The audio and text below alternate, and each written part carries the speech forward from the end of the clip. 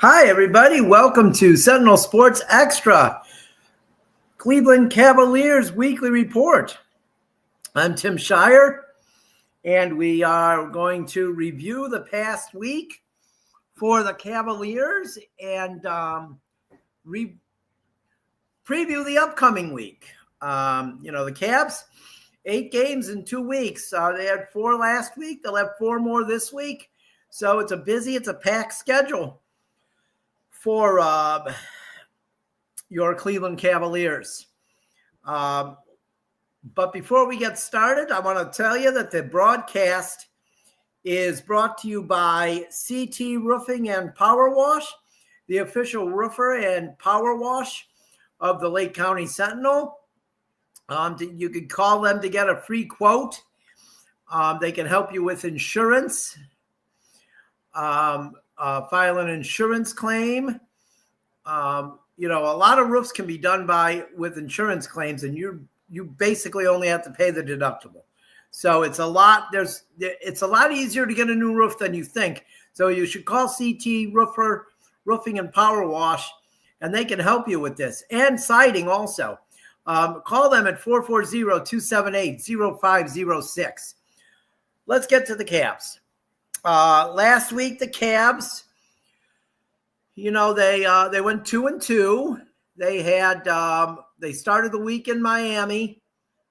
They lost in overtime last Monday, 140-138. That's when Darius Garland re-injured his big toe on his left foot. They lost in overtime, 140-138. That was let's face it, that was a defensive lapse why they lost that game. The inbound pass, and there was no one in the paint. And the Heat passed ball right into the paint, and boom, easy basket. And Mobley, I don't think Mobley was where he was supposed to be. It was just like they froze or something. They lost that game. So then you thought the next, then they had a day off. They played again in Miami on Wednesday, and you thought, okay, this is going to be ugly. No Garland, no Mitchell, no Mobley. And basically the same Heat team that beat the Cavs with most of the starters on Monday. And what happens? The bench shows up. The bench and the guys who play a lot of G League show up. And that's it. They beat the Heat 130-116. The fourth quarter was unbelievable. There were Jared Allen had a huge game, 30 points. DeAndre Hunter, 21. Craig Porter Jr. had 19 in that one. Naquan Tomlin emerged as a viable option. He emerged as a viable option in that game. Thomas Bryant played in that game. But Tomlin, he had 9 points, 9 big points, and 6 rebounds in that game. So that was crazy, that win. I talked to a scout before Thursday's game then, before the game the next night, about how rare is that? Or we see that more now where a team that starts basically its whole bench and uses players that don't play that often, they end up winning those games. And he told me that it happens more now because teams rest guys. And, honestly, wins in the regular season don't matter as much as they used to. And this is not from a person in the Cavs organization. This is from this man has a really good resume. He was a GM at one time. He built a powerhouse, and then moved on, and is now high in the personnel chain of one of the teams. And he basically said that teams don't mind losing a game in the regular season like they do now. It wasn't always that way. It used to be you got to win every game. But so speaking of that, Cavs have that great win in Miami on Wednesday night. Oh, excuse me. Oh, my goodness. Then they come home Thursday night to play the Raptors, who they had already lost to on Halloween. Okay. And what do? They lose to the Raptors again. They lose 126-113. Yes, it was the second game of a back-to-back, but honestly, they almost look disinterested in the game. They look like they just really, if we win, we win. If we don't, it's not that big of a deal. It was a disappointing effort. I have to say that. It was a disappointing effort on Thursday night. So then, you wonder, Saturday afternoon at 5 o'clock, they welcome Memphis to town with, Ja Morant and Zach Edey and that group, Jaren Johnson. And what happens? They beat them. They were losing a lot of the game. They were losing most of the game, let's be honest. And they were trailing by 11 at one point, and they ended up winning the game 108-100. Donovan Mitchell ended up being the leading scorer with 30 points. 14 of those points came in the fourth quarter, and 19 in the second half. Evan Mobley finished with 22. And, it was only the fourth time this season in 14 games fifth time in 14 games that the Cavs out-rebounded an opponent. The rebounding is very concerning to me, that they're getting out-rebounded almost every game. They were the number one team in rebounding in the NBA last year, and now they're near the bottom. Very, very concerning. So I'm not sure what's going on there, because the big men haven't changed. So I'm not sure. I mean, they lost Isaac Okoro and Ty Jerome, but is that big of a deal where you go from first to almost near the bottom? I can't imagine. I don't know. Something's going on though. But I guess, what did those stats get the Cavs last year? Oh, a second round exit, right? So maybe a little bit of struggling, as Donovan Mitchell said after Thursday's game, maybe a little bit of struggling in the regular season will help in the postseason. We'll find out.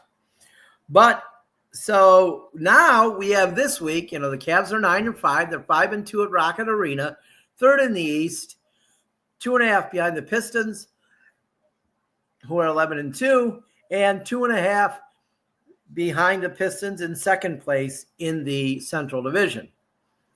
Tonight, the Cavs are going to face the Milwaukee Bucks. I'll be back with you in 2 hours, less than 2 hours, from Rocket Arena, where we'll do our pre-game report. The Cavs tonight are going to face the Milwaukee Bucks. They're 8-5. They're 3-3 on the road. Or as my son used to say when he was a kid, they're 3-3 on the street. They are fifth in the Eastern Conference and third in the Central Division. That game is at 7 o'clock at Rocket Arena. It is game 3 of the 6-game homestand. The Cavs will continue the homestand. The Cavs did play. Let's get to this, though. The Cavs did play the Bucks one time on October 26th. It was the home opener. Cavs beat them 118-113. The Bucks were pretty healthy in that game, and Giannis had 40, and AJ Green, who is a pest if he's not on your team,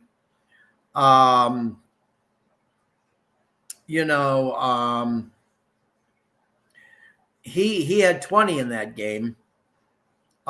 Mitchell had 24 for the Cavs. Mobley had 23, and Jared Allen pulled down 11 rebounds. That was one of the games where the Cavs out-rebounded an opponent. So after they play the Bucks tonight, they will have another day off. Then Wednesday night, it's every other day. It's an every other day schedule, this homestand. Wednesday night, they'll welcome the Houston Rockets to town. That's going to be a good game. The Rockets are 9-3, 4-2 on the road, third in the Western Conference, and first place in the Southwest Division. Then they'll welcome on Friday for Game 5 of the homestand. They'll welcome the Indiana Pacers, who, to say the least, are struggling this year. They are 1-12, 0-7 on the road, and they are 11th in the West. No, they are 14th in the West, and last place in the Central Division. Sunday night, they will welcome the Los Angeles Clippers to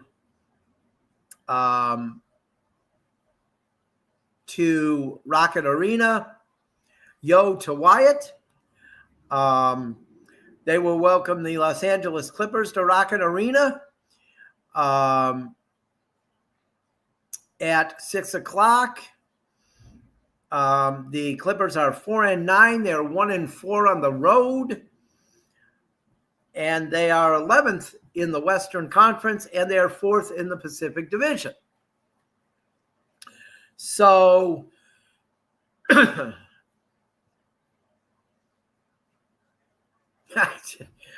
that's a weird one. Would you be interested in some VHS tapes? Well, maybe 30 years ago, but I just got that question on TikTok.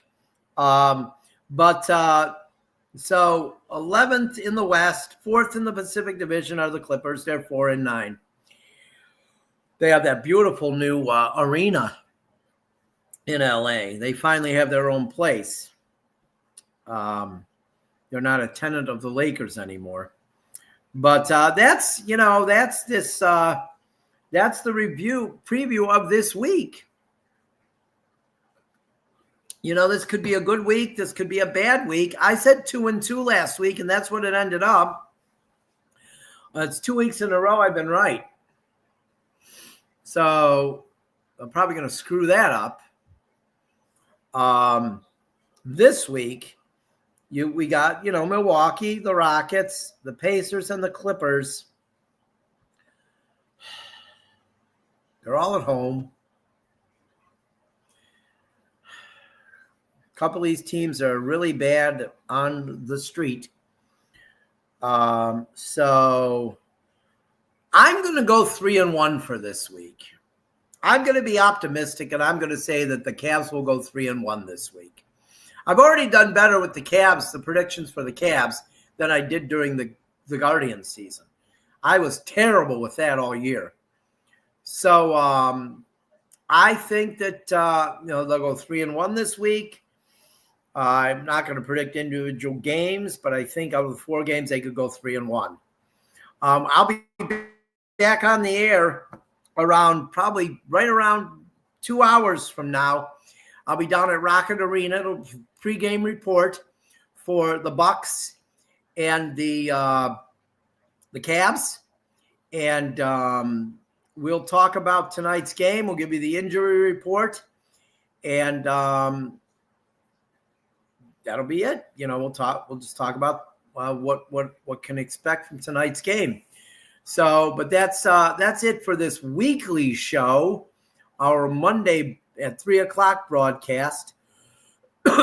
We will see you in a couple hours.